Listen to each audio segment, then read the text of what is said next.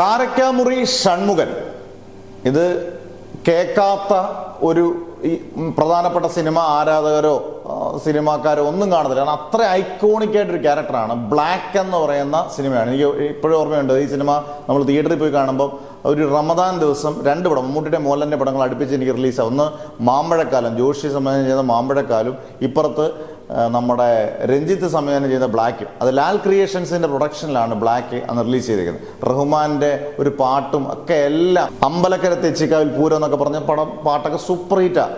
അതായത് എല്ലാം കൊണ്ട് നല്ല രസമായിട്ടുള്ള പടം. ആ പടം ഒരു സൂപ്പർ ഹിറ്റ് സ്റ്റാറ്റസ് ആയിരുന്നു. ഇനീഷ്യൽ ഒരു രക്ഷയില്ലാത്ത, ഒന്ന് മമ്മൂട്ടിയുടെ പീക്ക് ടൈം നല്ല ഗംഭീര ഇനീഷ്യൽ നേടിക്കൊണ്ട് പോകുന്ന പടം, നല്ലപോലെ സൂപ്പർ ഹിറ്റ് സ്റ്റാറ്റസ് നേടിയ പടമാണ്. മെഗാ ഹിറ്റ് ഒന്നും ആയില്ല.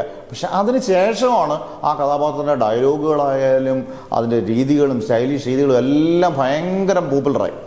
ഇത് വീണ്ടും വരികയാണ്. രഞ്ജിത്ത് വീണ്ടും ലോ ആൻഡ് ഓർഡർ എന്ന് പറഞ്ഞ പടത്തിനകത്ത് മമ്മൂട്ടിയുടെ കാരക്കാമുറി ഷൺമുഖൻ വീണ്ടും വരുന്നുണ്ട്. ഒരു 10 മിനിറ്റ് 15 മിനിറ്റ് വല്ല 10 മിനിറ്റ് വല്ല കാണത്തുള്ളായിരിക്കും.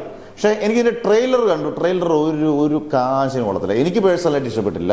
ഒരു കാശിനുള്ള അതൊരു ട്രെയിലർ. ഇത് കാരക്കാമുറി ഷൺമുഖനെ രഞ്ജിത്ത് തന്നെ മിക്കവാറും ട്രോൾ മെറ്റീരിയൽ ആക്കാതിരുന്നാൽ മതിയായിരുന്നു. എനിക്കത് മാത്രമേ ഉള്ളൂ പേടി. കാരണം ഇത്രയും നല്ല ബിൽഡ് ചെയ്തൊക്കെ ചെയ്യുന്ന ഒരു ക്യാരക്ടർ. പലതും ആണല്ലോ, നമ്മളൊരു സാധനം എടുത്ത് വെച്ചിട്ട് അതിന് രണ്ടാമത് എടുത്ത് അങ്ങ് കുളവാക്കും.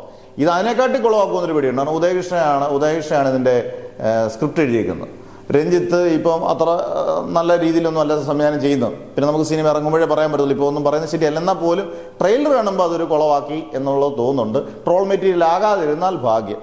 കാരണം ഇത്രയും ഗംഭീര ഒരു ക്യാരക്ടർ എല്ലാവരുടെയും മനസ്സിൽ അതൊരു ചിരപ്രതീക്ഷ നേടിയ സാധനമാണ്. അതിനെ കുളവാക്കല്ലേ എന്നുള്ള അഭ്യർത്ഥന മാത്രമേ ഉള്ളൂ. എന്തായാലും പടം 24-ാം തീയതി എങ്ങാണ്ട് റിലീസ് ചെയ്യും. സെപ്റ്റംബർ 24 കണ്ടോ റിലീസുണ്ട്. എന്തായാലും തിയേറ്ററിൽ വരുമ്പോൾ ബാക്കി കാണാം. എന്തായാലും ട്രെയിലർ കുളവാക്കിയിട്ടുണ്ട്. ബാക്കി നമുക്ക് സിനിമ കണ്ടിട്ട് പറയാം.